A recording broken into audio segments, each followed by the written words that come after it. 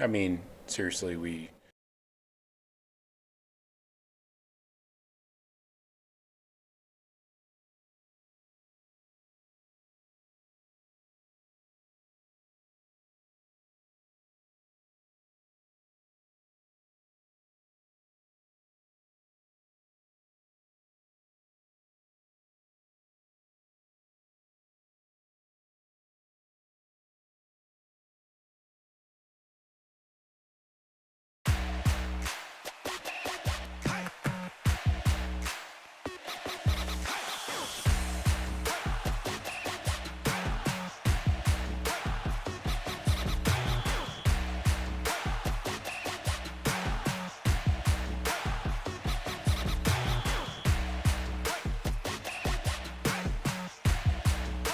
Hi, my name is Tyvis Powell, former Ohio State Buckeye and national champion DB.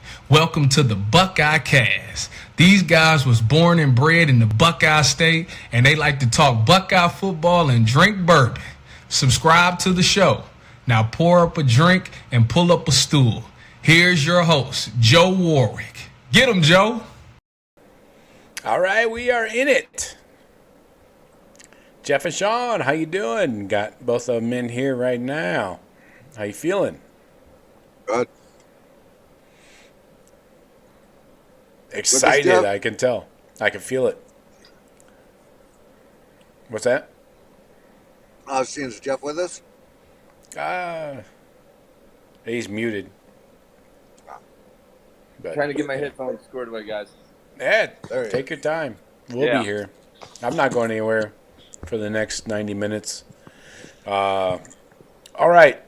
So Shawn is on his way back from. Are you coming back from East Landfill, Shawn? I am. You are? Okay. I am. I hear it's beautiful this time of year. I see it. That campus is one of the prettiest campuses I've ever been on. It's actually a really nice campus. I was joking, actually. The town, Yeah? not so much. But yeah, no, that campus this time of year is pretty nice with the colors and yeah. How would you compare it to a downtown Bowling Green? different than that. Like, we're better or worse? I don't know. I need a gauge here to picture. Worse. Worser? Okay. Do they have a B-dubs?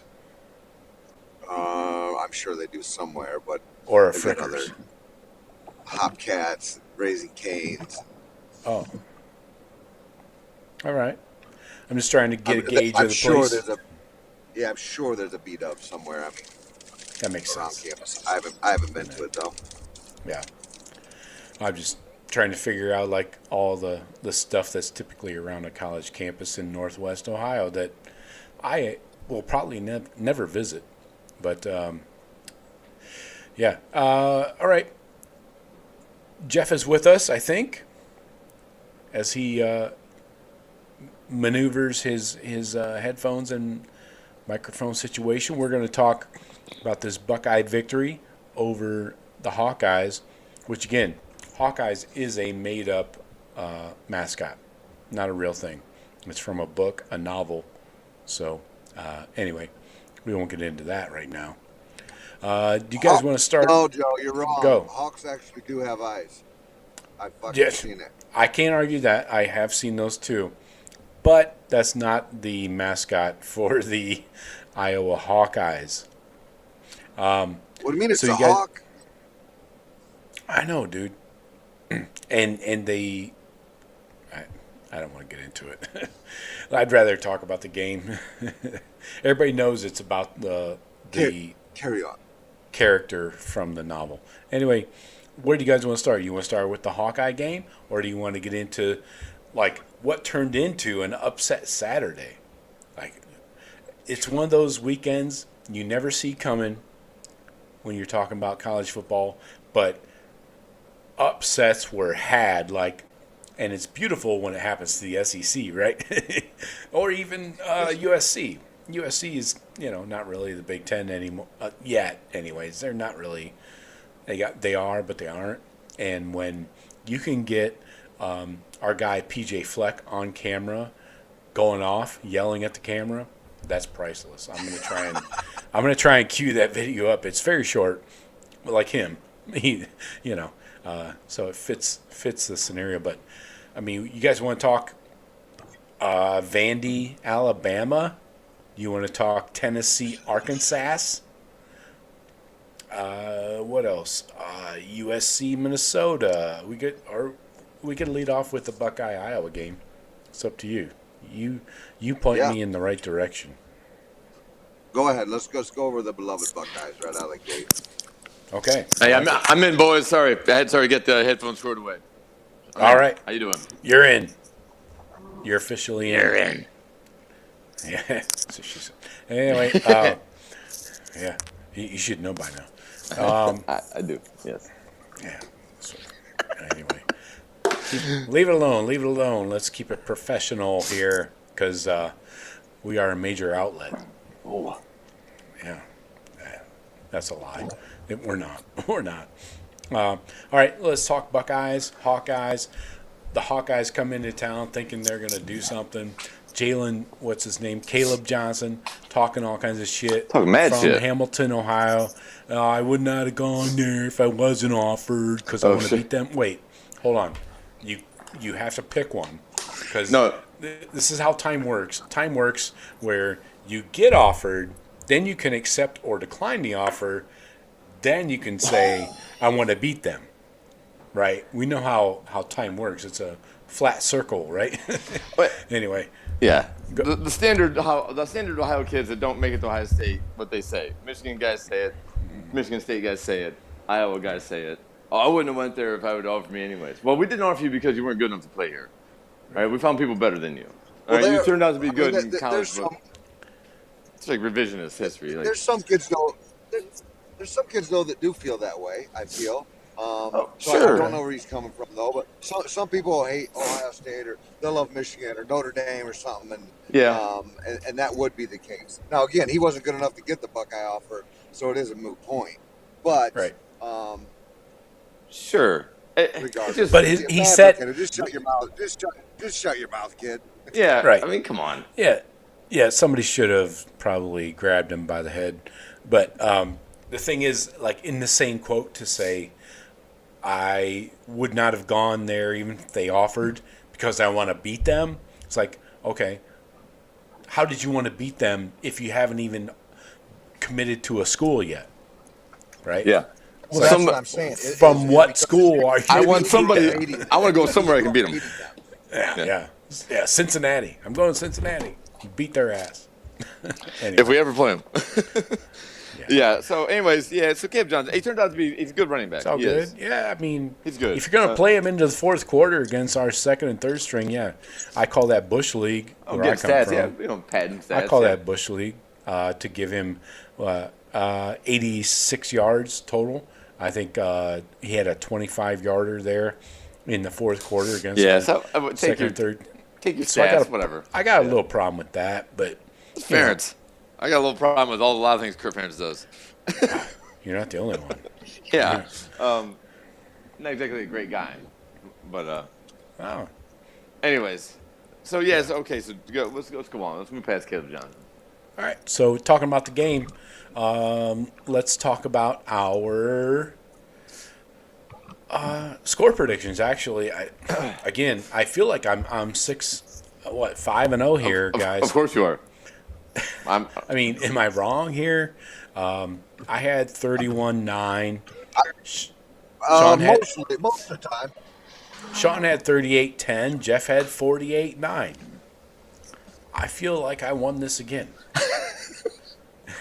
Is there anybody going to disagree with that?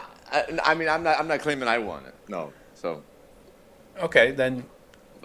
Sorry, Shawn. Tie goes to the house, I guess. 5 weeks in a row. Oh, did I mention at the end of the season, whoever wins the most weeks gets $100? Oh, well, fuck no. Of course not. But you definitely deserve it, Joe. You should take the $100 of your own money and give it to yourself and enjoy it. Yeah. Collection agencies coming after you. Anyway, let's talk good, bad, and ugly. I won that shit.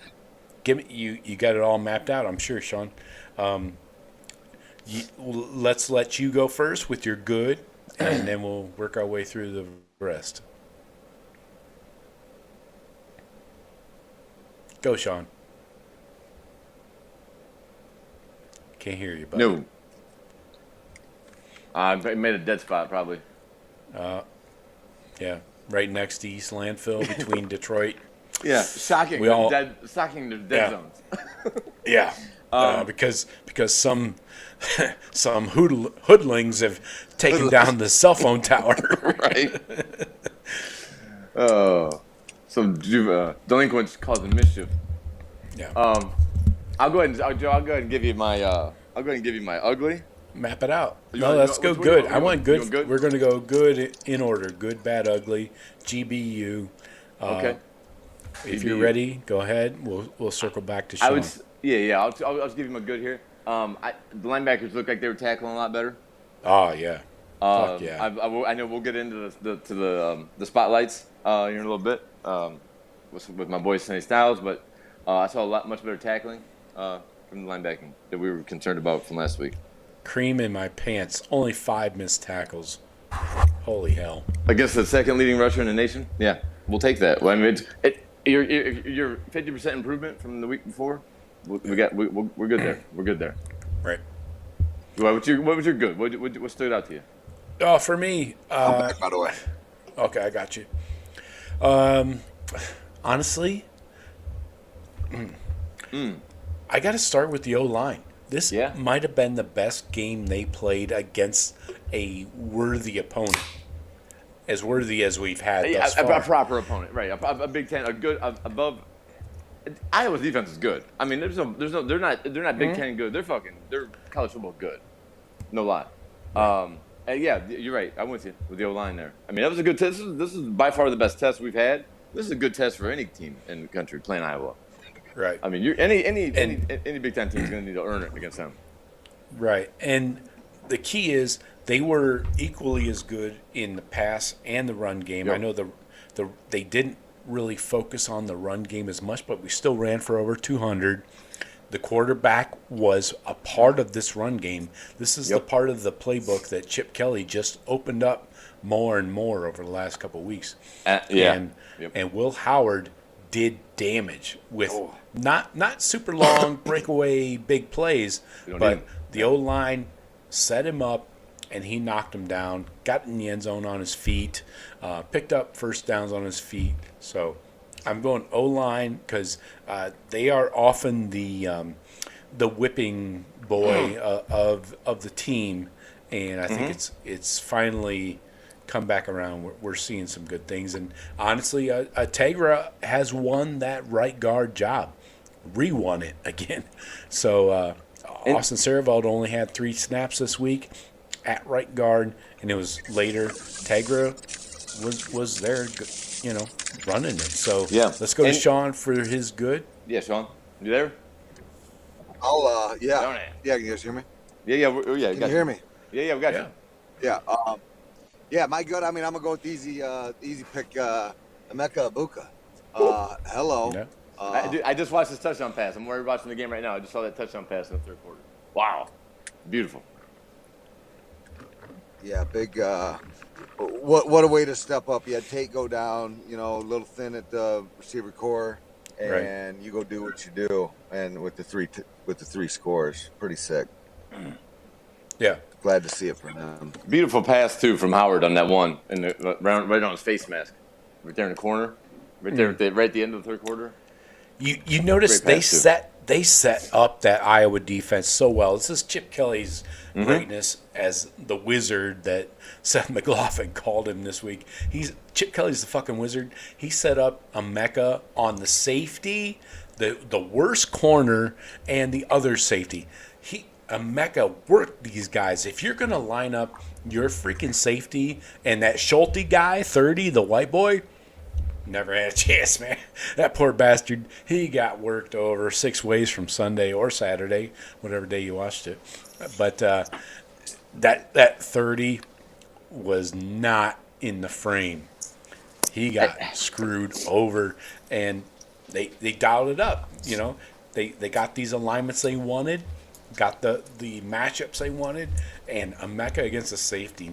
Good night, Irene. Yeah, not every Iowa white dude that plays defensive back is actually NFL ready. Cooper DeJean.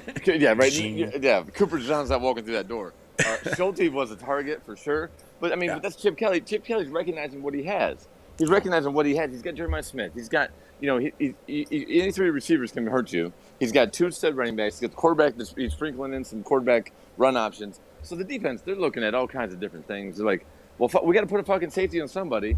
Let's hope he doesn't go. Let's hope he doesn't find two. We got to put safety there this time. I mean, defenses in Iowa. This is one of the better defenses in the country, probably. Definitely a great scheme. Definitely great teaching. For sure. Yeah. They don't have six guys that are just NFL cover guys. So they got to stick a guy or somewhere. Four. They don't have four. I mean, four. Like most of them don't even have two. You know what I mean? Most of the schools. So, yeah. And Chip Kelly's like, oh yeah, we got fucking 7 pros. We're gonna try to, one of these pros are gonna be matched up on a guy that's way below him, and Chip's smart enough to find it and get it. They're lucky Carnell Tate didn't start. I mean, could have been worse. Yeah, right. He would just have been another option. So Chip Kelly's he's recognizing what he has at his fingertips, and he's just fucking maestro, man. He's like, oh yeah, I'll dial up to this pro. I'll dial up to this pro. Yo, you don't have pros to cover these pros. I got pros. I'm gonna cover this pro. Then we'll go to this pro. We'll go to this pro. It's beautiful. When we're clicking, when we don't turn the ball over, non-stop. Okay, so we got our goods out of the way, correct? Yep. Shawn had Emeka. Let's go bad. If you can find something, Jeff, go ahead. Turnovers. Not protecting the ball. That makes sense. Could have been your ugly, but Jeremiah Smith is going for a touchdown, and what was that, first quarter, second quarter? The first fumble. I mean, that was a scoring drive. Lost points. Got to protect the ball. Yeah. You go into the halftime at 7-0. You feel like it should have been 21-0, 28-0. Exactly. Right. I mean, we're dominating. Yeah, they're not doing anything, and we're just like, how do we have one drive in the first half or first quarter? Right. And then a fumble on another drive, and then boom, halftime. Okay, I like it. Henry, what do you got for your bad? So I'm basing this off of, I did not get to watch the game live. I had a family wedding that was right in the middle of that game, but sitting there at my table, I looked down and halftime 7-0. So kind of what I've been saying. I'm like, what the hell's going on? And kind of what I've been saying for the past couple weeks is we don't start great, and just come in and everything's working and blow them out. I guess it takes some time, and teams are scheming for us. It's a little easier to do, and then I mean, for as much as I've been ripping on the slow starts, I almost feel I got to tip my cap then to. Oh, cliffhanger! Bring it back. The second halves, cause. Like I can third hear you quarter, guys. start of the third quarter. Is that what you're getting at? He's in and out. Yeah, I lost what he said. No, I don't. Yeah. Sorry, Shawn. I'm getting kind of Slow out on my end. starts. Slow starts. I got you. Yep. All right. I agree with that 100%. For my bad, I would say the turnovers. Strictly the turnovers. Things have to be tightened up. We've come to see a pattern here with Will Howard where he's good for one bonehead play every game, maybe two, right? So that's bad. You can't. We have to clean that up at some point. When you play a good team like an Oregon, Penn State, or the Cheaters, you're going to have to clean that up. You cannot afford mistakes, especially by the quarterback, right? So that's kind of where I'm going. Yeah, if they come at crucial times, Or it doesn't matter. I mean, I think to lose the turnover battle in any game, you're most likely going to lose, especially if it's 2 or more turnovers. Unless you're playing Iowa's passing game. Well, yeah, and you have nothing to worry about. Yeah. Fair point. Fair point. All right, Jeff, what do you got? My ugly. Yeah. Oh yeah. Good bad. I got your bad. My ugly. Let's go fugly. Yeah. What's your fugly? Iowa's passing game.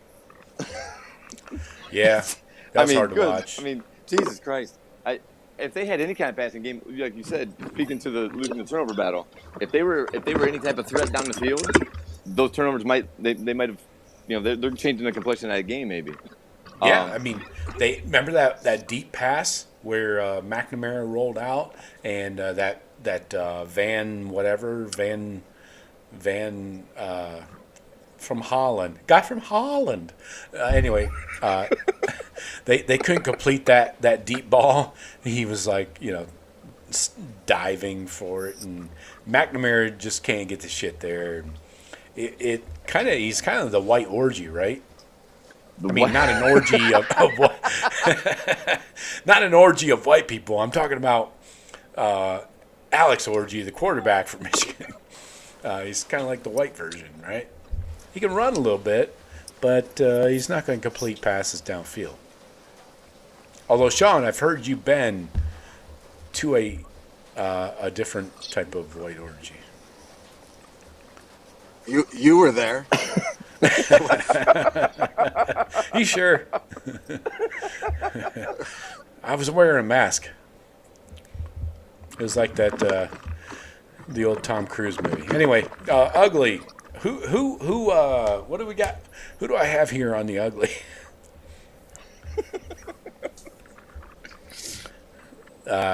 Shawn, you got ugly? Oh, I know you do. Yeah, I'm just gonna flip what you guys said. The turnovers to me. You got to clean that up. Yeah. Yeah. Yeah. Ugly. I'm going to bang on Iowa again because I'm not a big Kirk Ferentz guy. No. Just because you've been there a long time doesn't... What's your big hang up with Kirk? Basically the nepotism before. I know that he was forced to fire his son, although the AD did it. Kirk did not. And just... I don't understand how a fan base... And I lived there. I did a 3.5-year stint in corn country in Iowa, and I don't understand how these people are just satisfied with 8 to 10 wins a year. Well, I don't get it, Joe. Oh, go ahead. I'm sorry. I can't get it. Maybe it's because I grew up in Ohio, where we win championships and raise trophies. When living in Iowa, everybody that were Iowa and Iowa State fans are all like, "Oh, it's a great year. 8 freaking wins, man. Can't wait till we get 9." I'm like, holy shit. What are we doing here? And if they the one time I went to a game and they beat us, well, I went to a couple. 04. Oh, we were there. Yeah. 04. Yeah. Okay, they beat us. Fine. Great. You guys did well. That was like they won the national championship. But they didn't. They didn't even win the Big Ten that year. So then we came back a couple years later. Troy Smith lit them up. We went up and down the field on him. I told the little kid next to me, I was like, "You're going to watch the Heisman Trophy winner this year, right now, today." And I called that shit. But yeah, I think though, so Joe, I feel like for Iowa and Kirk Ferentz, Iowa fans are happy with the 10-2.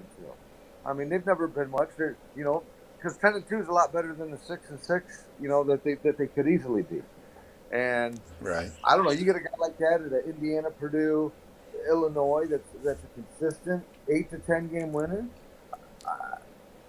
I don't know if those programs have the juice to be much better than that. At least not on a consistent basis. Maybe once a decade.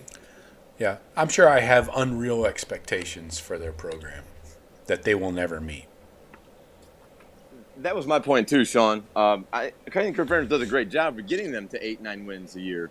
He's got a shitload of 9-win seasons.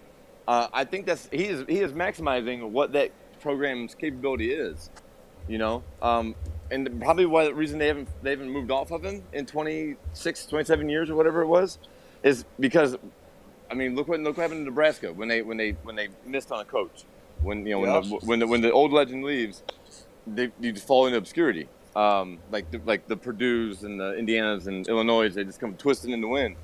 So I think they hold on to him because he's keeping us relatively competitive. They're afraid of what might be next after him, I think, because he does develop guys. I mean, he's got a lot of 3-stars and 4-stars, 3-stars that come through there that he makes into pros. I mean, Iowa puts a lot of defensive players into pros, and their tight ends, obviously, their history there is phenomenal. Oh, I've heard of that.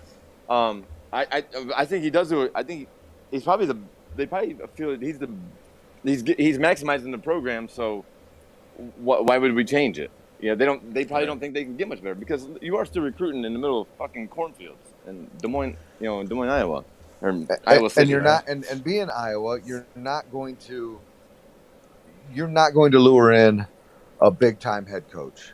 You're just not, and that's too risky. Like Jeff said, you play that quarterback carousel, and you got a guy that wins you 4 games and then 6 games, and then before you know it, a decades went by, and you guys are absolute ass. I guess just carrying on what Hayden Fry did before Ferentz is good enough, right? That's basically what Hayden Fry did. He was, in 20 years, he was 143, 89, and 6. That was his record. So basically, in 20 years, he lost 4 games a year, 44.2, whatever. 4.1, I don't care. So that's basically what Kirk Ferentz is doing. I don't know. I'm not impressed. I just, when I lived there, I could not believe the sense of apathy or just acceptance of winning 8 to 10 games a year. It's like Penn State. It's like a level down from Penn State. They're okay with James Franklin winning 10 games a year. This is a record or a level down, from that. I'm like, whew. You guys ever heard of football? Do you give a fuck? I mean, look at Purdue. I can't comprehend it as a Buckeye fan, and I never will because we have higher standards, of course. Yeah. Yes. No other fan base in the Big Ten at all can have the outlook that we do. Michigan, it would be the only one that would be, I think, close. Yeah. I mean, you look at Indiana, Illinois, Purdue, Northwestern. Those bottom feeders, they would love to be at Iowa's level, but they understand that. I mean, when you have Ohio State in your conference, a dominant program that we're never down. We're never down for the past 50 years. You know what I mean? We have maybe 1 year that we dip, but 8-4 is the lowest pretty much that we ever have to deal with Earl Bruce. That's the worst case scenario. Right. The 1 year with Pickle, that was weird, but so those teams, they know they can't compete with us. They love being in the Big Ten though because of the fucking checks that we in Michigan bring them from the TVs. But they're going to be happy with 8, 9, 10 wins, of course. I know. And I was just having a big picture conversation, but we can talk about this game some more. We got our good, bad, and ugly out of the way, right? Didn't we? Yep. All right. So yeah, anything from the game that really stood out to you guys that, other than, we continue to make these serious second half adjustments on defense. I was very concerned about the linebacker play going into it, but we only had 5 missed tackles in this game. That was awesome. Very happy with that. Sonny had 3 missed tackles on his own 2 weeks ago, and we're like, what the fuck's going on? But I feel much better about the linebacker play.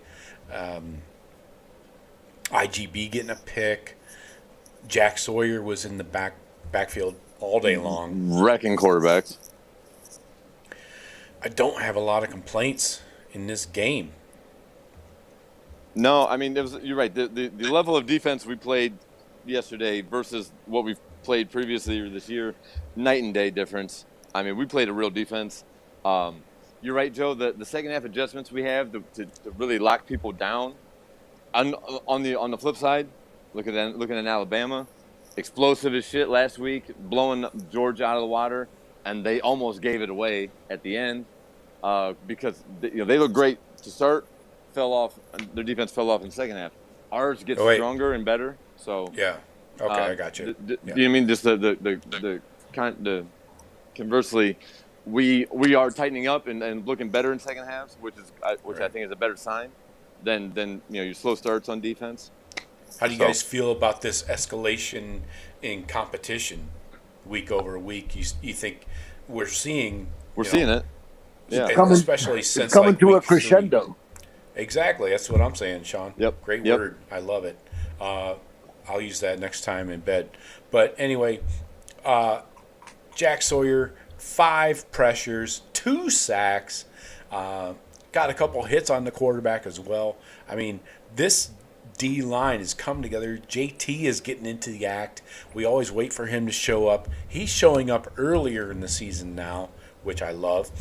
And then, again, Sonny Styles had a great freaking game, man. He had 5 stops. 5 freaking stops. That is a great number. Only 5 missed tackles by the entire defense. And even in the past game, Sonny was targeted 5 times. They try to go after our linebackers, which I would too. 5 targets, 4 catches, only 19 yards. Bless you. Cody targeted 4 times, 2 receptions, 15 yards. So no damage was really done. You did see Sonny out there a little flat-footed occasionally, but we were running 3 linebackers all day long. Jordan Hancock did not play much. So I was very happy with this defense. I was slightly concerned that this running back might get a day, and it didn't happen. Never happened till fourth quarter when Ferentz thought it'd be cool to keep his ones in against our 2s and 3s. Any thoughts? No, right. Having only 5 missed tackles against a team that is all they're doing is running the ball, power run game. You got to love that. When there's pretty much almost I would say 0% chance of them moving the ball down the field. They're going to run the ball. And a good running back, an NFL caliber running back, second leading rusher in the nation. To hold him to, like you said, he got a chunk of his way below average yardage against our second, third teams late in the game, garbage time. Great. Yeah. I call that Bush League still. I'm going to die on that sword. I don't appreciate that, but they're getting shut out too. He didn't want to get shut out. I know. I get it. Yeah. But I'm the one that called for 4.5 shutout, over 4.5 shutouts this year. Right? Right. So, anything from the offense you guys want to dig into? I think we're I got one thing. Just one thing. Yeah. The J.J. Smith, the underthrown ball. The 50-yarder, yeah. Yeah, I mean he ended up getting caught. Like number 30 ended up dragging him down at like the 4 or whatever it was. Right. It's an easy touchdown. He's got almost 5 steps on a guy. Yeah. You throw that thing out there. Let him run to it. He had to almost completely stop, gather himself, and jump. He did, yeah. So and luckily, we finished the drive and all that. We got the touchdown, but just let that ball go, man. And then right at the first drive of the second half, we had that little RPO roll out to the right. He missed the deep pass. It was right before that. Right before that. That was the look they wanted. Yeah. And that dude was a walk-in, and that was 10 yards away from the guy that he missed. Who was that out there? Was that Bryson? Well, I can't remember if it was Bryson. Bryson started for Tate. Yeah, somebody, I can't remember who was out there. But anyway, yeah, I know the play you're talking about, yeah. He missed it. Then he missed yeah. it and then underthrew it to JJ. I'm like, that's that's the play where he took the 4-yard loss. Yeah. Oh, yep. Yeah. Third was yeah. Yeah. But yeah, the rollouts, yeah. But anyways, missing some of those. Whereas in some of these, maybe some games, some playoff games we get into, you're not gonna have the ability to bounce back after missing that. Like that might have been your one shot. So it didn't come back to hurt us yet, but I'm afraid he misses one of those, misses a wide open pass or underthrows the ball in a very crucial point against a crucial team. Yeah. So, quick drive chart. Shawn loves this when I do this, so I'm going to do it for him. Right off the bat, I noticed one thing, one very similar thing. First drive out of the gates for the Buckeyes in the first half, and then coming out of the second half, 2 over 85-yard drives. First drive for the Buckeyes, Iowa got the ball first. They went 6 plays, 16 yards punt. Buckeyes got the ball. They went 14 plays, 88 yards for the touchdown. First touchdown of the game. And then coming out of halftime, they went 9 plays, 86 yards for a touchdown. So in between there, we had a bunch of different drives. We had a turnover on downs with a terrible 4th and 2 call or whatever the fuck that was. You had the fumble by JJ. You had an 8-play, 39-yard drive that resulted in a punt. Then you had a 2-play drive with a pick. And then coming out of halftime, you went touchdown, touchdown, touchdown, touchdown. Then a 3-play punt with 8 minutes left in the fourth. So my point is, coming out of the game, maybe they're doing a script, maybe not. I don't know. With Chip Kelly, I would not assume they're scripting their plays that much in the first drive, but maybe. To go 14 plays, 88 yards, 7.5 minutes off the clock. They used half of the first quarter on that drive. Yeah, one drive in the first half. Or one first quarter. One offensive tells drive. me somebody's trying to prove a point there. Am I wrong? You guys see it differently? So we're beating Iowa at their game. Yeah. We're showing them. You guys want to think you can do this? We can do it better. Yeah. And it was a mixture of pass and run. It was not like Will Howard did have 10 completions in a row, so that was nice. But there was a mixture of run and pass in that particular drive. Shawn, you got thoughts on? What you have to do there is, after a drive like that, is the defense needs to go out there and get a 3 and out and put those bastards right back on the field. Right. And that you win those defensive guys. You win those defensive guys early, and it's tough for them to come back. You just get on them quick. Well, and especially a team like Iowa, you get up 3 touchdowns. That game was over at 21-0. Iowa's not coming back from 21-0. Right, and that's what it felt like at half. Right, it felt like we were up 21-0, maybe 28-0.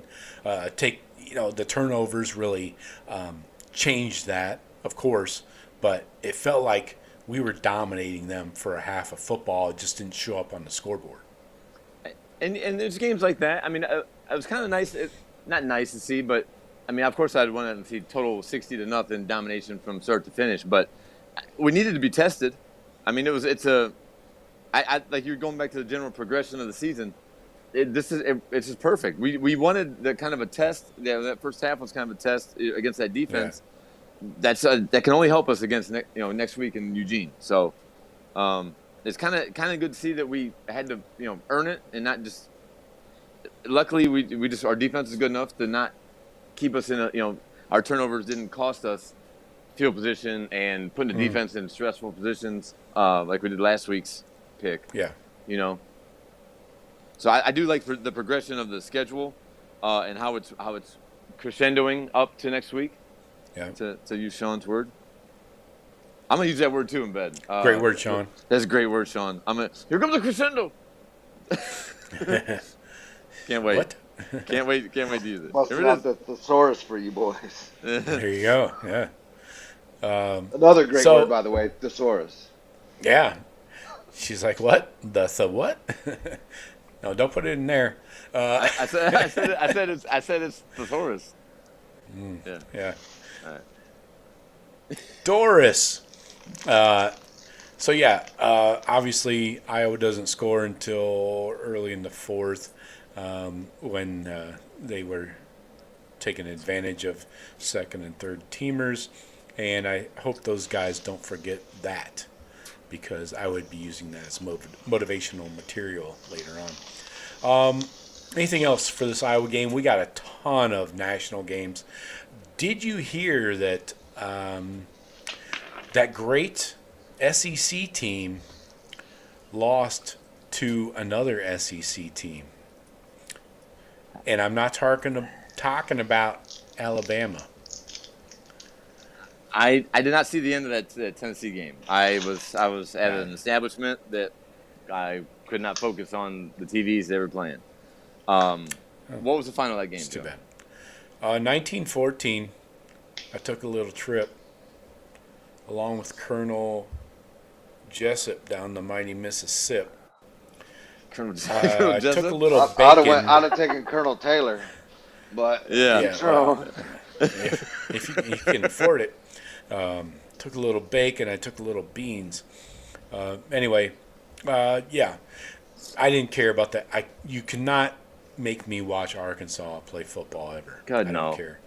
I don't care if they're playing the fucking New York Giants of 1986. I don't care. But I did watch Vanderbilt and Alabama, and somebody pushed around the Tide. Anchor down.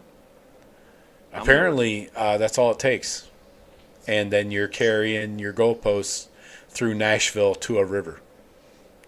So props to you folks. These guys were running the wishbone. They're running I formations and just moving Alabama down the goddamn field. You see this, Jeff? Some of it. I did not get. I'll probably go back and watch the whole game, but come on, this is embarrassing for a team like Alabama. You just beat the number one team in the country, or the predominant team in college football. A statement win, quarterback's the Heisman favorite, and then you fucking go to Nashville to play Vanderbilt the following week, and fold. Like, was it 20-7 at halftime? Is that what you sent me? Yeah, I didn't see the first half. You're like, hey, Bama, the game started. I'm like, holy shit. That was second quarter. That wasn't even halftime, but yeah, they're down 20-7. Like, so it wasn't like one of these Vanderbilt had this crazy comeback, and just no, they were in the lead. It's like that game control. Like, how the fuck? It was 23-14 at the half. I mean, Saban's looking the whole time like, I would have never let this happen, because Saban's Alabama teams never gave up bullshit losses like this. You know what I mean? Yeah. He was part of the motivating factor. He had a quote, a video they played in the Vandy locker room. I think they even played it on in the stadium. That everybody goes to Vandy to win. Basically, was the quote. I don't have it exact. I know. I'm sure somebody's going to actually me, but basically it was using Saban, which he made this quote. I must have been during game day on Saturday. I don't know. But anyway, and they took it to heart. And, Milroe had a 300-yard day, 1 touchdown, but turnovers were too much, man. Too much. See, that's the thing. Like, we lost the turnover battle to Iowa. Alabama lost the turnover battle to Vanderbilt, and they got beat handedly. Well, Vandy put up over 400 yards of offense, so it wasn't just the turnovers. Well, right, but I'm saying Pavia guy, the quarterback, that guy was a monster, man. Well, yes, you're right. I mean, no, Vanderbilt controlled the game. I mean, but those turnovers, it ended up being 40-35. I think was the final, right? Right. Yeah. So, just take one of those. Say they finish at least a field goal, a field goal on 2 of those drives, or a touchdown and a field goal. The game's different. So their turnovers are what kept Vanderbilt working the lead and winning the game. We were able to avoid any type of, because our defense is solid. Our defense is night and day better than fucking Bama's. Thanks for giving us Caleb Downs too. By the way, you guys could really use him right now. I bet. Or Seth McLaughlin. Or yeah. I saw McLaughlin get on that. Or Julian saying, just saying. Yeah. Thanks for just saying, yeah. But running the ball, dude, I cannot believe Vandy put up 166 on the ground against an Alabama team. Ever. Here's my conspiracy. Wow. Nobody can. Go at it. Listen to this. So, Bama just beats Georgia. Yeah. Kentucky almost beat Georgia too. I don't think any of those teams are that good. I think they're all good, but good at a Indiana type of level. I don't think these are. It doesn't make sense to me. And the same with Ole Miss and Tennessee. I think all these teams are a little bit overrated. Texas, they beat Michigan, but I'm not so sure Texas is that good either. Okay. Well, yeah, we can agree that the cheaters are not that good. But Georgia and Bama, I think, are. This is the year to beat them. I don't think they're the Georgia and Alabamas of past. So by the transitive property, Vandy should be SEC champs. Vandy's the best damn team in the country. You heard it here first. What I'm curious. I don't know. I'm not paying attention. I didn't read much about the box scores or anything. What's Vandy's record now? I don't know. 3-2. Okay, it's 3-2. Are they getting 1-1 in conference? Are they getting votes? Are they getting votes for top 25? I bet they are. Oh, let's pull up the polls, ladies. The polls. No. Still not receiving votes. No. Now, see, that's shocking. There are others receiving votes. Yes. 26. But when you look at the cheaters are down there at 24, SMU 25. You know. The ponies, SMU. Gotta love them. Well, they just took one. So Buckeyes are up there at number 2 if we're looking at the polls quickly. So this is a 2 versus 3 matchup coming up this weekend with the mother-loving Ducks. Oregon moved up there. Right. 3 Big Ten teams here in the top 5, guys. But yeah, as Shawn kind of alluded to, the SEC because they had so many up there. They're gonna start to filter out. They're gonna have a bunch of guys, a bunch of teams, 10-2, 9-3, and like everybody says, SEC is gonna say their 9-3 is better than your Big 12's 11-1, and all that shit. And you got some sharks circling the top 5 here. You got Bama at 7, Tennessee at 8, Ole Miss at 9, just waiting for somebody above them to lose. And they're going to play each other. Yeah. Ole Miss, LSU next week. Ole Miss Georgia is going to get a bump. has, Texas. So, and Texas by far looks like the best SEC team, because they haven't shown us any weaknesses really. They're doing what they're supposed to do against the shit teams. They beat the defending champs, the cheaters. You know, they beat them on their field, which is that's still the biggest win. I don't know. I would say with Bama's showing last night, Texas win at Michigan still the biggest win of the season for anybody. So until we see some more deficiencies in Texas, I got to say they're the SEC favorite and one of the 3 best teams in the country. Shawn, how do you rank this Georgia versus Bama game? Bama getting out of there with the dub at home. What's that do for you for those two? Because those two are going to end up probably being in the top 3. One of them, at least, right, at the end of the year. Does that do anything for you, those two?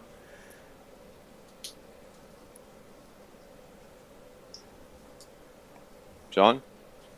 Hello? I didn't do anything for Shawn, I guess. No, I'm back. I logged off, just logged back in. All right.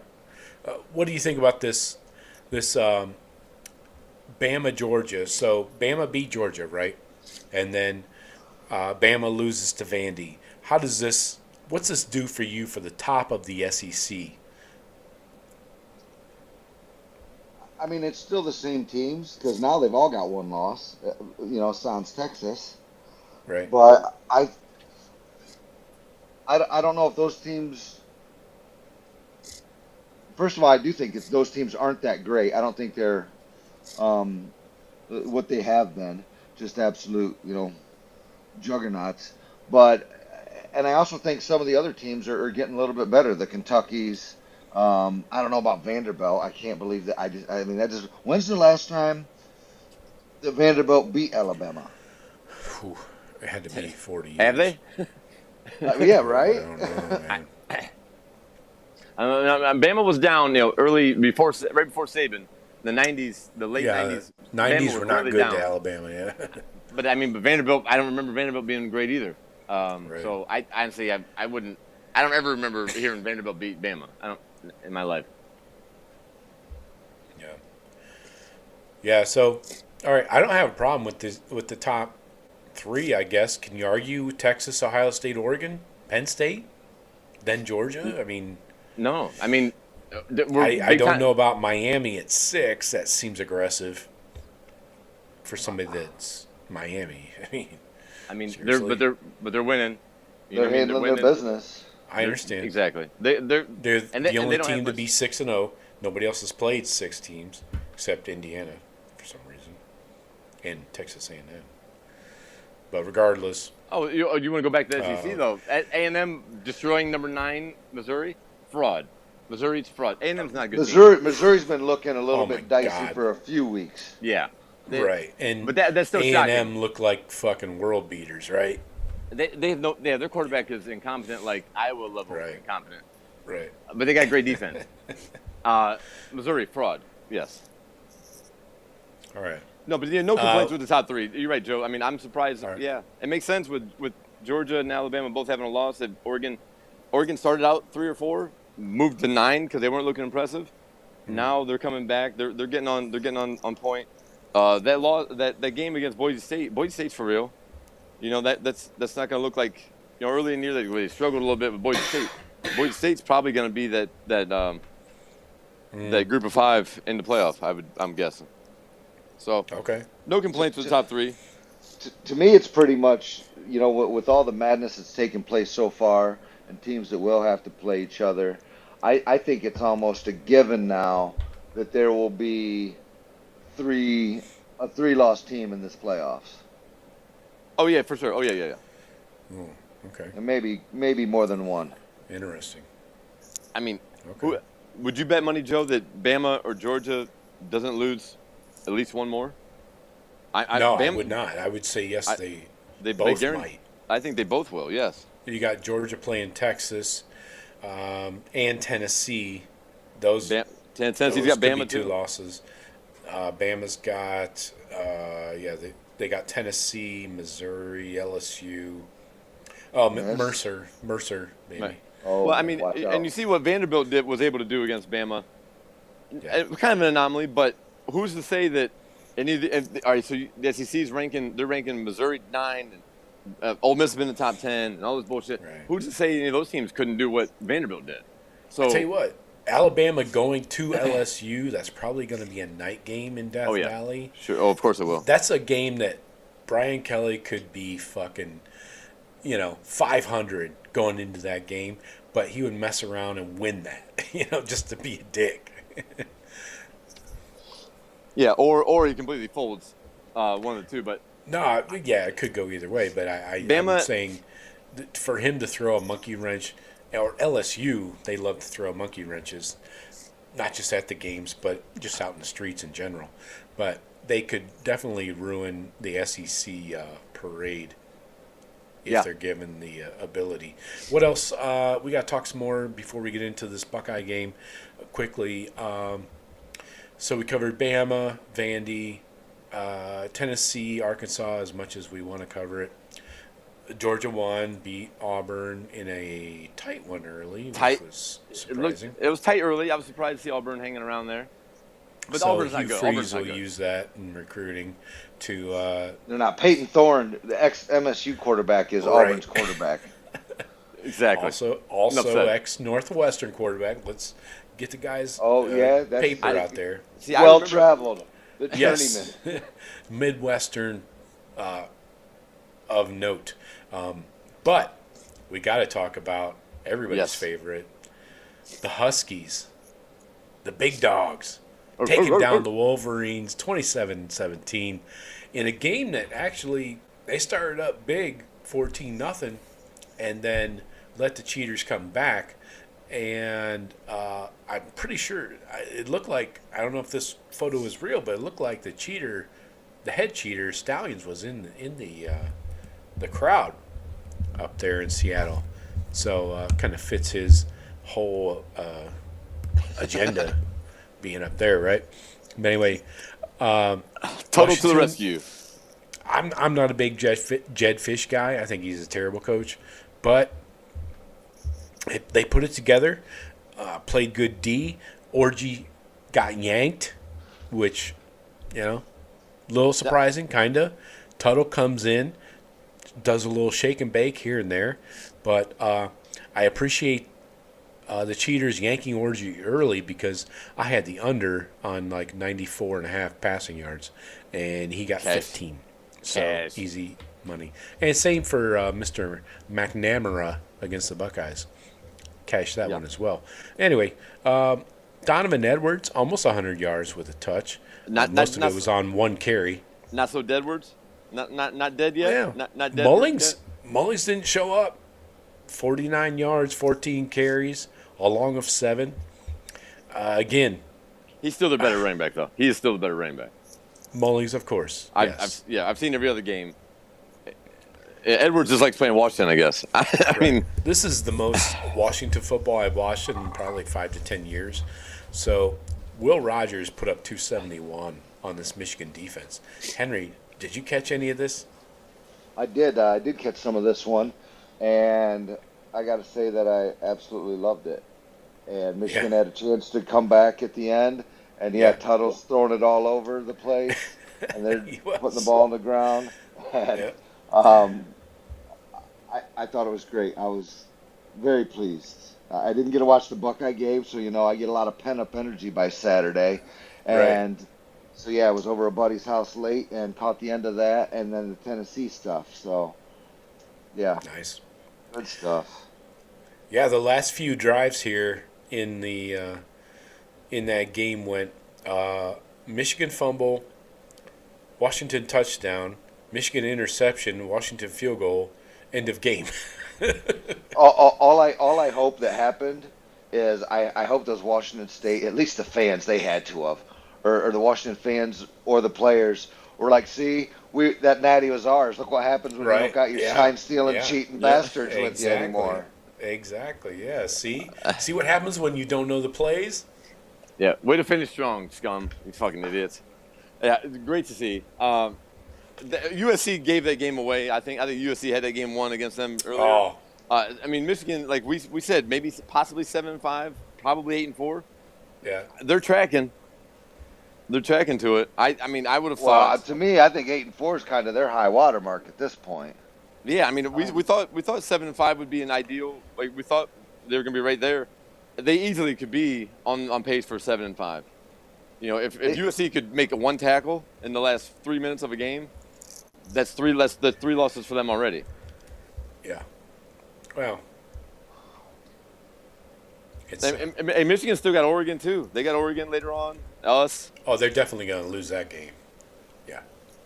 And they got Oregon at home, I believe. I think they have Oregon at home. Yeah, but not only that, they thought they had the giant cupcake schedule, and they're at Indiana next, which is going to be that's going to be a tough game for them. And then they're going to play Sparty, who's not very good, but Sparty can do some stupid shit and hang with them probably. It's a rivalry game that they're going to fight. It's going to be a full game probably. Yeah. Then you got Oregon, and then they're at Indiana. And then, they get a gimme versus Northwestern, and then Ohio State. I mean, I could see them losing 4 out of the last 6. Oh, that would make my fucking season. Don't they have another West Coast trip, or am I wrong there? No, Oregon's coming in. They're not. They're at. Yeah. At Illinois, at Indiana, at Ohio State. That's the rest of their. Like, dude, at Illinois, at Indiana, at Ohio, at us.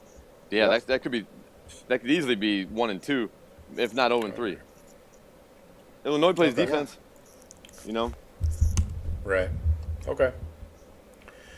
Let's see.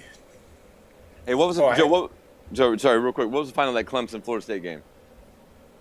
It wasn't pretty. It was 29-13. I was upset DJU didn't get a crack at them. I really would have loved to see him go off against his former team and Dabo's. But yeah, I don't think they covered that one. I think I took the L on that. I thought it was like 18 or something like. It was a weird number. I thought it was right around 20, kind of like ours. Yeah, it's bullshit. So I'm just curious. I mean, Clemson's gonna have their hands full with Miami. I think Miami's probably got to be Miami doesn't have a schedule. Miami doesn't play anybody, so you got to expect them to roll through the ACC. Did I play this video for you guys? We didn't. Play this? Was this PJ Fleck going off on the camera? No. Oh. From our game. Yeah, I'm with you. Oh. Is this any good? I'm not. It's not playing for me. Oh, the JJ's one-handed? Yeah. I like how he comes to the ground, then he pushes the DB off. Yeah, he's like, get the fuck off me. What's up, son? Yeah, get what's off up, me, son? Little boy? Get off me, little boy? Yeah, that kid's special, man. I mean, now the fumble, he's got a teaching moment in the game, which is always nice too. Something to work on, yeah. You know, the fumble protecting the ball. I mean, he's probably going to work like hell. They're just doing a replay of it right now. I was watching it. He just fucking shoved him out the back of the end zone. Like, get the fuck off me. That was the corner. Man. I told them to go after. Well, I didn't tell them. It was part of my 5 keys. He was the fish. He was one of the fish. Yeah. And that play right there, you run everybody in tight, single back, goal line, get JJ out wide. You forcing him to go one-on-one. Throw that ball every fucking play. I don't care if you have a big hole of the right side tackle. If JJ's out there to the left, bump and run at the goal line, throw the goddamn ball to him every time. It's not 50-50 balls. They're like 80-20. You almost have to blame your defensive coordinator there to set you up for failure. Yeah, but Coach, Coach, what are we doing? He had good coverage too. I mean, the ball was thrown in the right spot. There was good coverage, but JJ's just that much better than that guy. So anytime you have that, try it. Try it once. If it doesn't work once, then go. We can run the ball, whatever. That should be a look every time. Then there's this. Roll the boat, sky him up! I'm not getting the audio. I'm not either. I'll find it. Roll the boat, sky him up! What's he say though? Roll the boat, sky him up! Sky you up! Roll the boat, yeah, I'm smart. Not everybody says it's dumb. Roll the boat, sky him up! Roll the boat! That's enough. I can only take a couple. God, that guy's a goofball. So when's he gonna leave there? He's not exactly too soon. He's only gonna leave for a better job, but I mean, he's not really earning. He's not. I feel like he would have liked to have left by like now, and he's like, "Fuck, I keep sucking, and I can't get a better gig." Like Campbell at Iowa State, who's all of a sudden good coach again. Yeah, it's funny how that circled back around, right? Yeah. All right. We got to talk about this Oregon Ducks game. I think we covered everything else. Let's get into it here. So we got 7:30 on NBC next Saturday night. This is a top 5 matchup. Undefeated teams. Big Ten teams. It's a conference game. You know, as weird as it sounds, it still sounds weird to me. I don't know about you guys, but Dan Lanning coming in 12-2 last year, 5-0 right now. He's in his 3rd year, 2-0 in bowl games. Against top 25 teams, though, he's only 7-5. You might remember he's lost 3 times to Washington in the last 2 years. Yeah, both losses last year to Washington, both of them. And the year before that. DC at Georgia from 2019-2021. Under Bama staff. It was on Bama staff with Kirby and Bryson. Yeah. Yeah. Great coach. I think he's a good coach. Right, yeah. Returning starters, they got 8 on offense, 9 on defense. They are a heavy portal team, especially on the defensive side of the ball. But also on offense. I mean, they brought in Gabriel, their quarterback, brought in an O-lineman. They brought in Evan Stewart, a 5-star receiver from A&M. So, but they lost 4 dudes to the NFL. Got 9 starters, including transfers, back on defense. 8 total transfers on defense this year. So, with this number, I mean, I understand that this is the way of rebuilding your program in the last couple of years, but they have 34 outgoing transfers since December of 2022. So, in 2.5 years, the Buckeyes have 9 outgoing since December of 2022. Oregon has 34. So I understand. It's the way it works. That's the modern football. Just want to point that out. They did some major retooling, I guess you could call it. Yeah. And that can't catch up with you. I mean, we're looking kind of what Colorado does. I mean, it's kind of Colorado's the extreme, and like Clemson's like the other end of that. But like that will catch up with you eventually if your recruiting is not coming on board. But the thing about Oregon is recruiting like SEC schools. They are. I mean, their class, their 2024 class, their 2025 class. They're bringing in studs. We went head to head with them on a lot of guys, top of line guys. So at least Lanning, he does know. Yeah, he's using this portal right now, but he knows what he needs to do is build that recruiting, and it is coming. So it's a stopgap to get him a bridge, to his next couple recruiting classes to help him, build a base. But there is going to be some downtime. Sure. Until that happens. Anytime you're moving that many over, But yeah, they got speed, man. They got a lot of speed on that roster currently, offensively. Oh yeah. So Phil Steele had their units ranked before the season started. Their QB, he had them ranked first in the Big Ten. Running backs 4th, receivers 1st. I would argue that one. O-line 1st. I'd like to talk to Phil about that too. Now they got them squared away. D-line 6th. I think that's gotten better. Linebackers 2nd, DBs 5, special teams 5. So obviously this is before the season started. This is from Phil Steele's magazine. But anyway, offense. Will Stein is the offensive coordinator. He was a Broyles Award finalist last year for the top assistant coach in the country. In his first year working with Bo Nix, they put up 44 points a game, 430 yards per game, or 530 yards per game. Now they got Dylan Gabriel. He's not a big guy. He's a slippery little son of a bitch at 6 foot, 200 pounds. I will say that the point of this Oregon offense is RPOs, quick passes, getting it out quickly, and the run. Obviously, they want to run the ball, but when you look at the average depth of target, Dylan Gabriel is 2nd in the country in Power 5. Average depth of target where he's throwing the ball is 6.5 yards downfield. Okay? K. McNamara, we just played last week for Iowa, 6.7. So this is a short game, get the ball out quick so that you don't get rushers in your face, and then you RPO it, whether you're running, giving it to a running back, throwing, whatever it might be. But your passes are very short and obviously helps your accuracy. You don't throw a lot of picks, right? Oh, yeah. I mean, earlier in the year, he had like 28 completions. Like it was like 28 of 32 for like 197 yards and 4 touchdowns.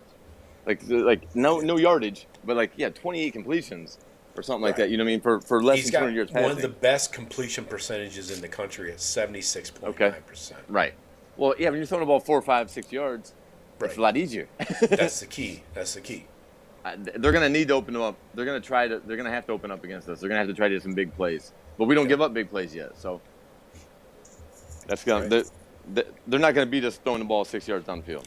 And you also got to keep his legs in mind. You got to be ready for him to take off. He's a slippery little bastard. I told you. Similar to our offense, I think. A lot similar to our offense. Well, yeah, I think Will Howard's not quite as slippery, but looking at, let me queue up. Still need a producer for this fucking show.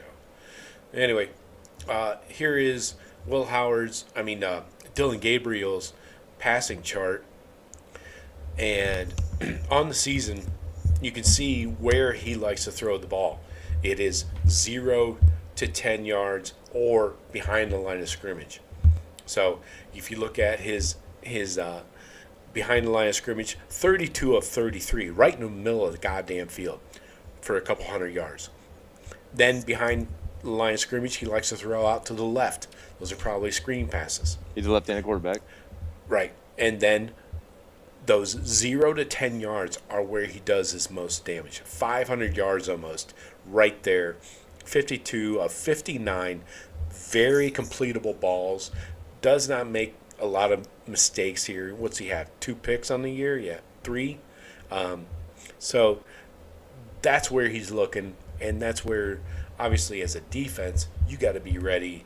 And I don't know. I feel like playing closer to the line of scrimmage makes a lot of sense, but you do leave yourself susceptible if you're not keeping your safeties deep on the deep pass.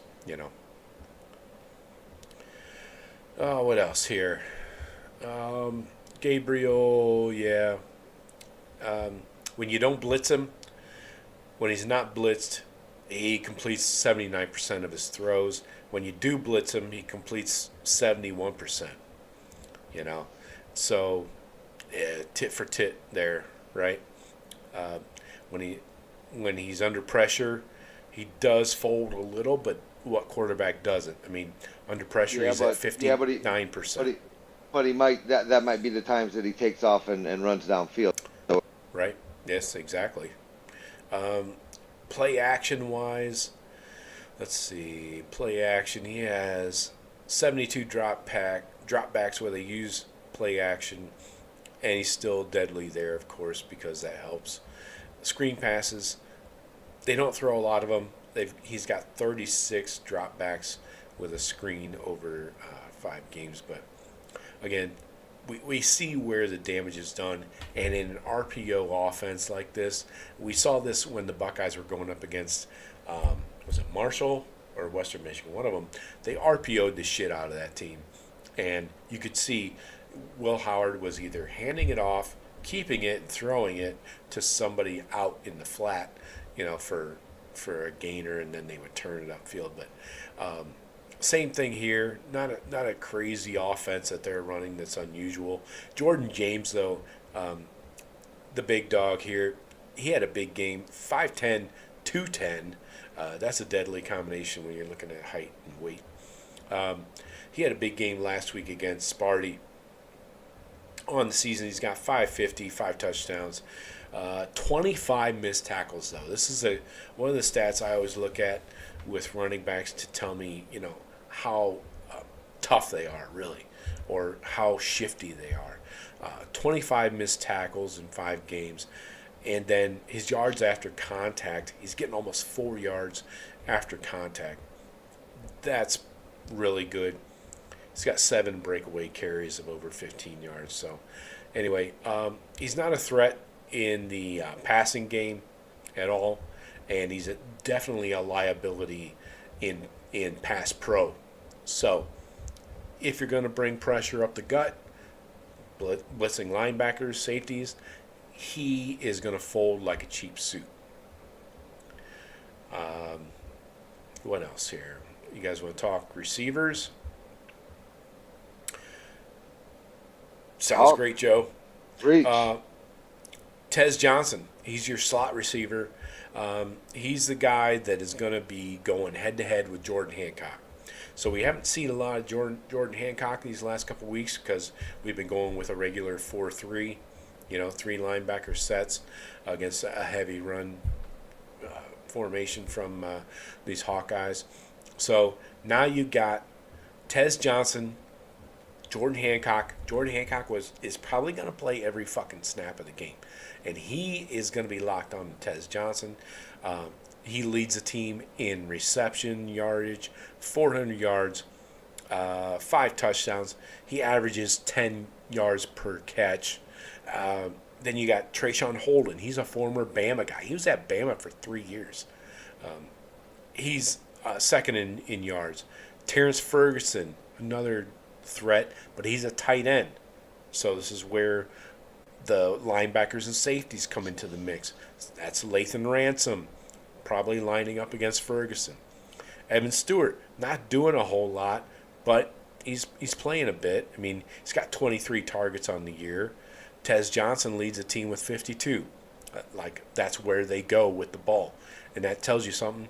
In that RPO game, that slot receiver is just slipping out there looking for Dylan Gabriel to feed him the ball.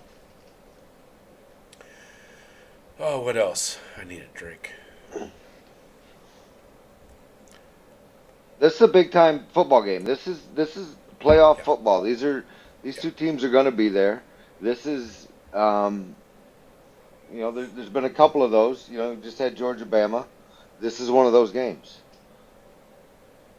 We're going to find out where both we are. We're going to learn a lot. We're going to learn a lot about things we need to work on, and so is Oregon. Yeah. So they went through a transition here a couple weeks ago against Oregon State where they switched up their O-line. So you got their guard, left guard. He switched. He switched from left to right.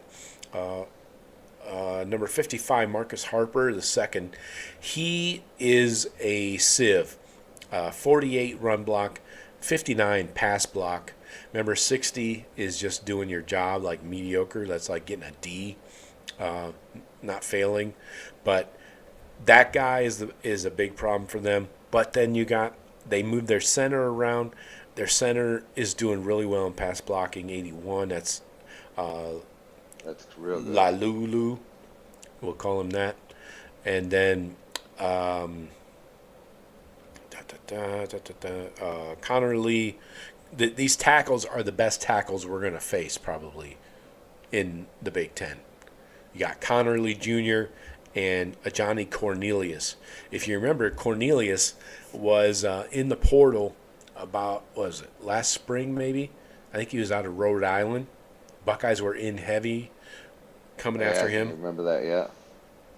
Yeah, so he ended up out there at Oregon. Pressures, though, these guys don't allow much. 24 on the year. Cornelius actually has led the team, allowing 6. Then the guard, Harper, has allowed 5. So not major numbers. I mean, the sacks, they've only allowed 4 freaking sacks on the year. So these guys are pretty buttoned up on the O-line. So the defense is going to have its work cut out for it, no doubt. You're going to have to glue yourselves to these receivers. Tackling, again, going to be a major point of emphasis. And again, I don't know how you can practice tackling if you don't do it in practice.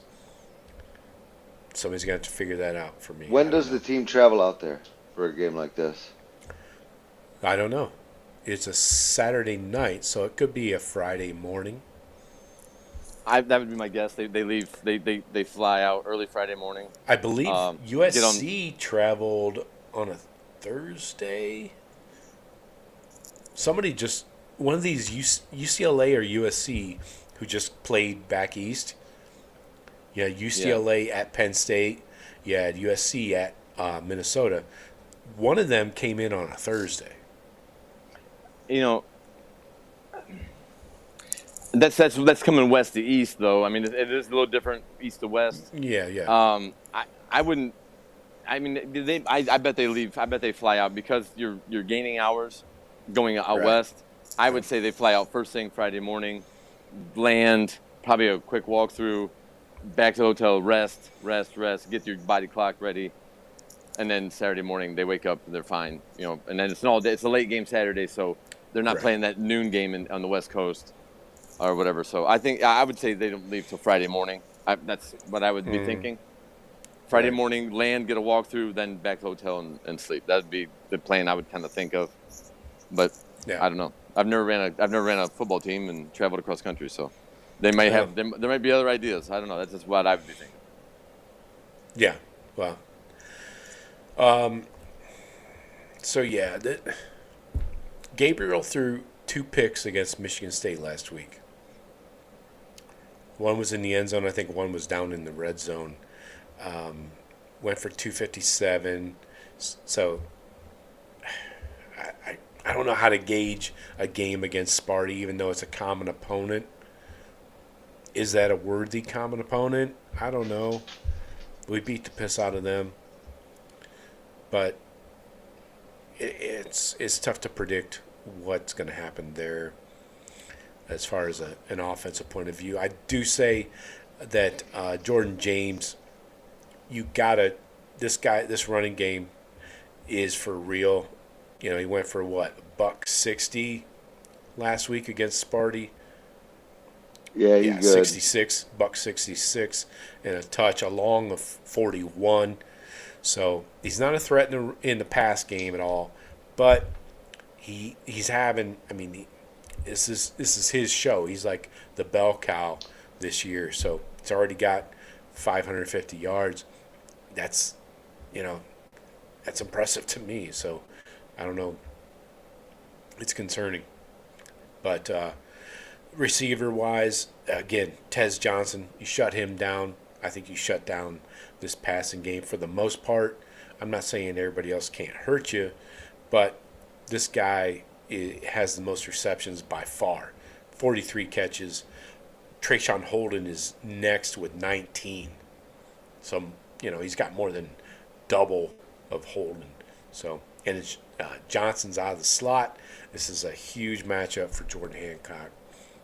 Defensively, we do need to quickly touch on that. I got interesting things here is Tosh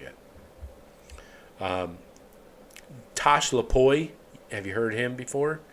You might have, because he was a DC at Alabama in 17 and 18.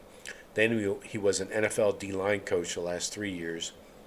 So he's back with the Ducks. You got your edges, Birch, 6'6", 295. He spent 3 years at South Carolina. You got a mixture of Tatum Teote, 6'3", 260. And then you got Mateo Uyunglele at 6'5", 265, freshman. So, and in between there, you got Derek Harmon. He's the transfer from Michigan State. This guy, he spent 3 years at Michigan State. He is a real threat. He leads Power 5 in QB pressures as a D tackle. He's a problem coming up the gut. 6'5", 330. He's basically their Tyleek Williams. Okay. Wow, that's a big dude. I remember him. He went to. I was like, how did Sparty even get a guy like that? And it's because Sparty had brought in that guy that was training a bunch of pro D linemen and stuff, and so they were punching above their weight, landing some D linemen, and then the shit hit the fan and they all bail. Right, that guy actually was at Ohio State less than a year ago. Yeah, right. Jordan, he went there. Was it last year? I think it was just over this past winter. So anyway, then you got Elijah Rushing. He's a freshman. Linebackers, they're highly ranked. Jeffrey Bassa, he's a number 2. He is the leader of that team. He's like the vocal leader and obviously the quarterback of the defense. What else here? DBs. Jabbar Muhammad, he's a transfer from Washington. He also spent some time at Oklahoma State. This guy, I'm not super impressed with this year. Then you got safety Kobe Savage, Tysheem Johnson, Peyton Woodyard. You might remember from recruiting. He's in the secondary. Probably not a big time player at all. I don't think he even has snaps here. No. Anyway, Jabbar Muhammad is the guy everybody's going after. He has 26 targets in that secondary. He's allowed 12 catches, 1 touchdown. Then he's number 7. Nico Reed, number 9. He's a safety as well. Or, I'm sorry, he's a corner. He's been targeted 18 times, allowed 11 catches, a touchdown. Does have a pick, a couple PBUs. So these guys are the most targeted. And then you get into linebacker Bocher, then Brandon Johnson, a corner. So these guys have gotten 14 targets. Haven't given up a lot, but they haven't really faced an offense like Ohio State. So this is going to be a huge challenge for these guys on defense because they just haven't seen an offense like this Ohio State offense. It better be fast. Yep. But anyway, I went on way too long. All right, we got to get our scores in here and our microscopes. Jeff, I'll turn it over to you for your scores. Let me pull up the latest line. I believe it's still 4.5. Yes, 4.5. Buckeyes are favored. Over under a 52.5. Ooh. Do you have in front of you the score predictions from earlier in the year, the early season? No. I think the game was. I think starting the season, this game was a 2.5 point. We were favored. We were dogs, actually. Dogs 2.5. Yes. Okay, like field goal, like the regular home team field pick'em game. The home team gets 3. Okay. But now I we're got favored. the scores here. Okay. You had 24-23 Ohio State. Ooh, let's make it 27-23. All right, feeling it. I'll take that. I'll take that 3. All right. 27-23. Got it. All right, no cover or a cover? No cover. Shawn, what do you got? I'm gonna go 34-24. Ooh. That's a statement win. Double-digit victory, cover at Oregon. That would be. I mean, we got to go to number 1 then. Nice. My original pick was 31-28 preseason. I was just Okay. That's right. I got that. I was going to say that, but I didn't need to. I'm going to go 31-20. I think the Buckeyes win this game going away. I don't think that Oregon can keep up with us, especially our defense. They have not seen a defense even close to this caliber in the secondary and in the pass rush. If the linebackers can repeat their performance from last week, shutting down the run and just keeping Gabriel in the pocket at least, not letting him scamper around, I feel really good. So 31-21 Buckeyes covered. And that is a slight over by a Gunther. Yeah. All right, let's go microscopes. Jeff, you're up. Go offense, all right. defense. Well, I was just going to make a statement about this guy. I'll go ahead and put him in my microscopes. We did not see a lot of him yesterday, but Jordan Hancock will be on the field 95% of this game. I think Jordan Hancock's one of our best defenders overall, one of our better players on defense. I'm going to look for Jordan Hancock to be rested, healthy, on a mission. He's got Tez Johnson works in the slot a lot. Hancock's going to have – this is going to be his best competition level. I think he shines. I think he's a big time player. I think he shines here. All right. Offense. Who you got on offense? Oh, we're gonna go offense. Okay. Yes, we got to wrap it up. Yeah. All right. So Emeka's coming on board. JJ's doing his thing. Quinshon Judkins. Okay. Just battering these fucking boys from Oregon. Similar to the national title game. When we start leaning on them, they're not going to have the horses or the bowls up front. Mm-hmm. Okay. All right, Henry, what do you got? Offense and defense. I'm going Sonny Styles on defense. I think the D line's going to do their thing.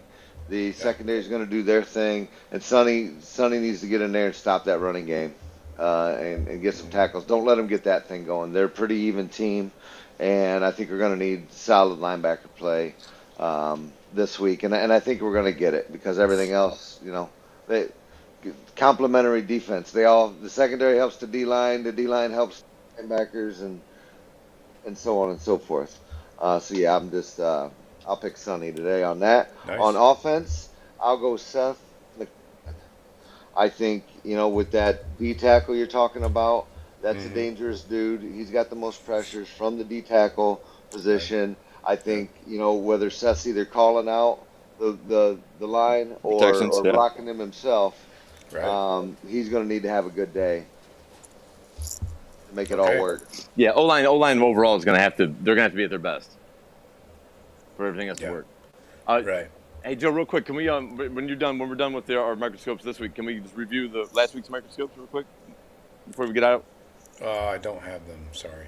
I had Sonny Styles. That's why I wanted you to bring it up. Good job. High five to you. All right, my microscopes. I got Emeka Egbuka. I think. Why not? You've seen Emeka and the focus on him, and if teams aren't noticing that, then they got problems. But you're going to see your flashes from Jeremiah, and Carnell Tate will be back this week. And I don't know. If you don't double Emeka, I think you're freaking crazy.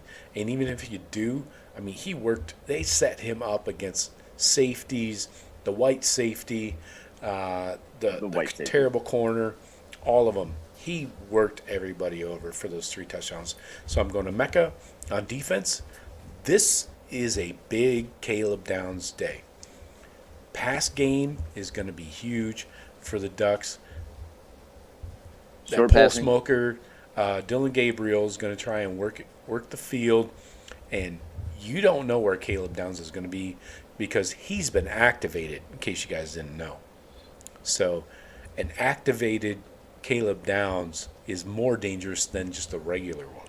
So Downs is going to be flying around. Look for him to get a pick. No joke. But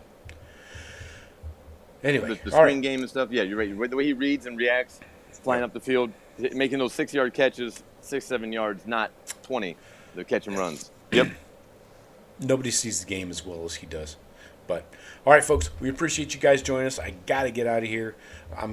We gotta go to freaking. We gotta leave town. Probably tomorrow night or Tuesday morning. Heading out for the storm. Yes, it's looking like it's going to be a Cat 4 or a Cat 5 direct hit right on us. So come inland, come see me, come hang out. I got a place for you. Yeah, you're going to get hit too, buddy. Well, so we're going up to Amelia Island up there near Jacksonville. So hopefully things will peter out quickly. But anyway, so I got to get packed up, get all my shit in order, and get the hell out of town. So anyway, appreciate everybody joining us. We are everywhere.